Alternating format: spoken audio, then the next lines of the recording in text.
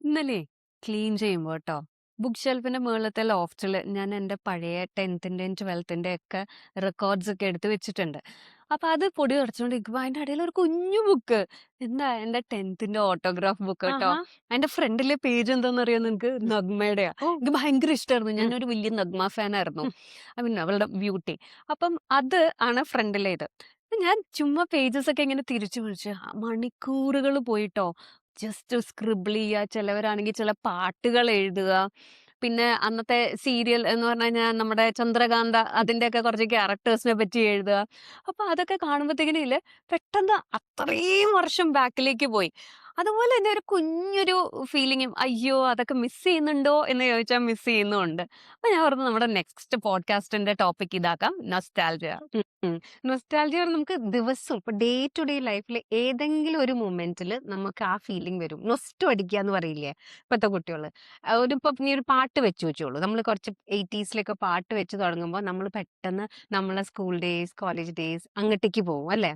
പിന്നെ എനിക്ക് ഏറ്റവും തോന്നുന്നത് നമ്മൾ ഭക്ഷണം, ചില വാസന, ഭക്ഷണത്തിന്റെ സ്മെല്ല് വരുമ്പോ മമ്മി ഉണ്ടാക്കുന്ന അല്ലെങ്കിൽ അമ്മമ്മ, അച്ചമ്മ അവരൊക്കെ പണ്ട് ഉണ്ടാക്കി തന്ന ടേസ്റ്റ് കൂടാതെ ഇടാം ഈ സ്മെല്ല്. ചില മണം പറഞ്ഞ മഴേന്റെ മണം വരുമ്പം, ചില ബുക്കിന്റെ വാസന വരുമ്പം, ചില പഴയ വീടുകളിൽ കയറുമ്പോൾ എനിക്ക് തോന്നുന്നു ചെതല് പോലത്തെ സാധനങ്ങളുടെ ഒരു ഒരു വാസനയൊന്നും വന്ന്. പക്ഷെ ഇപ്പൊ അങ്ങനത്തെ പഴയ ഇല്ലത്തോ എന്തെങ്കിലുമൊക്കെ കയറി പോകുമ്പോൾ നമ്മള് ചെറുപ്പത്തിൽ ഉണ്ടായിരുന്ന ഓരോ വാസന. പിന്നെ കൂടാതെ വേറൊരു കാര്യം, ഇപ്പോഴത്തെ പുതിയ റീസെന്റ് ഫേസ്ബുക്കിലൊക്കെ നോക്കുമ്പോൾ നമ്മൾ കണക്ഷൻ വിട്ടുപോയ ചില ഫ്രണ്ട്സ് ഒക്കെ ഉണ്ടാവും, ഫ്രണ്ട്സോ പരിചയക്കാരോ. അപ്പൊ അവരുടെ ഫോട്ടോ കാണുമ്പോൾ ഒരു കുറച്ച് നേരത്തേക്ക് പണ്ട് നമ്മൾ സ്കൂളിൽ പഠിക്കുമ്പോൾ അവരെങ്ങനെയായിരുന്നു, ഇപ്പൊ എങ്ങനെയായി, ഇങ്ങനെ കുറേ ചിന്തകളിലേക്ക് നമ്മൾ ഒരു ഒരു ദിവസം തന്നെ പലപ്പോഴും നമ്മൾ പോയിട്ട് വരും അല്ലെ. അതെ അതെ. പക്ഷെ ഈ നൊസ്റ്റാൾജിക്കില്ലേ ഇങ്ങനെ പഴയ പോയി തിരിച്ചു വന്നാ നല്ലത്. പക്ഷെ ഇല്ലെങ്കിൽ ഈ നൊസ്റ്റാൾജിയ എന്ന് പറയുന്നത് കുറച്ച് അൺഹെൽത്തി ആവാനുള്ള ചാൻസസ് ഉണ്ട്. എന്ന് ഉം. പറഞ്ഞു കഴിഞ്ഞാൽ ഭൂരിഭാഗം ആൾക്കാർക്കല്ല, ഉം. പക്ഷെ ഒന്നോ രണ്ടോ പേര് എന്റെ ഫ്രണ്ട്സ് സർക്കിളിൽ തന്നെ ഉണ്ട് ഉം. കേട്ടോ. അതെന്താ പറ്റണേന്ന് അറിയോ? നമ്മൾ എപ്പോഴും ഈ കമ്പയർ ചെയ്യുക. ഇപ്പോഴത്തെ ഒരു ലൈഫിനെ പണ്ടത്തെ ഗുഡ് ഓൾഡ് ഡേയ്സ് ആയിട്ട് കമ്പയർ ചെയ്യുക. അപ്പൊ എന്താ വിചാരിക്കണേ, ഓ പണ്ട് ഭയങ്കര ഹാപ്പിനെസ് ആയിരുന്നു, ഇപ്പം ഹാപ്പിനെസ് ഇല്ല. ആക്ച്വലി നമ്മൾ കമ്പയർ ചെയ്യുമ്പോഴും ഇതുപോലെ ഹാപ്പിനെസ് പണ്ടായിരുന്നു ഇപ്പൊ ഇല്ല എന്ന് വിചാരിക്കുന്നതും ഈ പ്രസന്റ് മൊമെന്റിനെയല്ലേ നമ്മൾ എൻജോയ് ചെയ്യാണ്ടിരിക്കുന്നതും ഒക്കെ നൊസ്റ്റാൾജിയ ചിലപ്പം അൺഹെൽത്തി ആവാനുള്ള കാരണങ്ങളാണ്. ഇപ്പൊ നിനക്കൊരു തമാശ കഥ ഞാൻ പറയട്ടോ, ഇത് എല്ലാവർക്കും കണക്ട് ആവും. നമ്മള് പഴയ സേവ് ചെയ്ത് വെച്ച ഫോട്ടോസ് ഒക്കെ ഉണ്ടായിരുന്നു കുട്ടികളുടെ. അതിൽ കൂടി ഞങ്ങൾ ഇങ്ങനെ നോക്കുമ്പോൾ ചിലതിൽ ഇങ്ങനെ ഭക്ഷണമൊക്കെ കഴിച്ചിട്ട് ഡ്രസ്സിലൊക്കെ ആക്കി ഇപ്പൊ ഭയങ്കര ക്യൂട്ട്, ഞങ്ങൾ ചിരിക്കുകയാണ്. പിന്നെ ഹോളി കളിച്ചിട്ട് ഫുൾ കളർ മുഖത്തും മേലും ഒക്കെ മുകളിലുള്ളത്. പിന്നെന്താ അവളെന്തോ കളറിങ് ചെയ്തിട്ട് പെയിന്റ് ടേബിളിലൊക്കെ ആക്കി. അപ്പൊ ഇതൊക്കെ കണ്ടിട്ട് ഞങ്ങൾ എല്ലാവരും, അവരും ഞാനും എല്ലാവരും കൂടി ഇരുന്ന് ഭയങ്കര ചിരിയാ, കുട്ടികളും ഞങ്ങളും. അതൊക്കെ ചിരിച്ചു കഴിയുമ്പോൾ ഞാൻ പെട്ടെന്ന് ആലോചിക്കായിരുന്നു, ആ ദിവസം ഇത് സംഭവിക്കുന്ന ദിവസം ഫോട്ടോ ഇതിന്റെയൊക്കെ എടുത്തെങ്കിലും എന്റെ മനസ്സിൽ രണ്ട് കാര്യങ്ങളാണ് നടന്നത്. ഒന്ന്, ഈ ടേബിൾ മുഴുവൻ ഞാൻ എങ്ങനെ ക്ലീൻ ഓ ചെയ്യും. കണക്റ്റഡ്. രണ്ടാമത്തെ കാര്യം, ഇവർ ഈ കളിച്ച സ്റ്റെയിൻ ഡ്രസ്സിൽ ആയതും. ഹോളി സമയത്ത് 3 ദിവസം എടുക്കും ഇത് മുഴുവൻ ക്ലിയർ ചെയ്യാൻ. പിന്നെ അതിന്റെ ശേഷം ചിലപ്പോൾ ഒരു പനി വരും. ആ പനി വന്നാൽ 2-3 ദിവസം രാത്രി ഞങ്ങൾ ഉറങ്ങാറില്ല.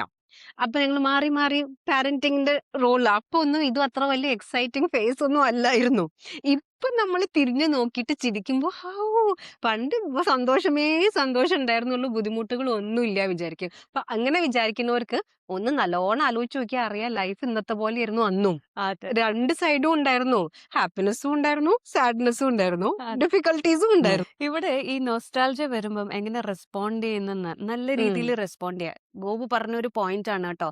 നമ്മൾ ഈ കറന്റ് സിറ്റുവേഷനിൽ നമ്മൾ ജീവിക്കുമ്പം ഇവിടെ അയ്യോ ഇത്രയും വർക്ക്, ഇത്രയും റെസ്പോൺസിബിലിറ്റീസ് എന്ന് വിചാരിക്കാതെ നമ്മൾ നമ്മളുടെ ഈ ഒരു മൊമെന്റ് എൻജോയ് ചെയ്യുമ്പം 10 വർഷം കഴിയുമ്പം ഇതും ഒരു നൊസ്റ്റാൾജിയ ആവില്ലേ?